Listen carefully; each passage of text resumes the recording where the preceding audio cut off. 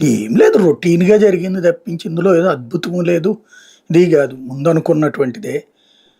ఇక్కడ బేసిక్ సమస్య ఏంటంటే ఈ లిక్కర్ కుంభకోణం కేసులో ఇది సాగతీయాలనుకుంటున్నారు తప్పించి ముగించడానికి ఏమీ లేదు ప్రభుత్వం చేతిలో, పోలీస్ చేతిలో.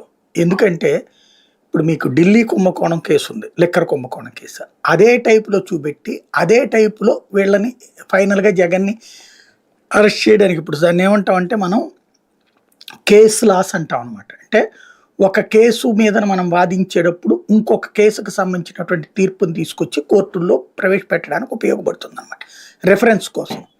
అట్లాంటిది ఇప్పుడు ఢిల్లీ లిక్కర్ కుంభకోణం కేసులో కోర్టులు ఇచ్చిన తీర్పులు అనేది ఇక్కడ పనికొస్తాయి అన్న రూట్‌లో వీళ్ళు చేస్తున్నారు. అక్కడ ఏముంది ఢిల్లీ లిక్కర్ కేసులో రూపాయి ఏం దొరకలేదు అక్కడ గూడా. అక్కడ గూడా ఏం జేశారు?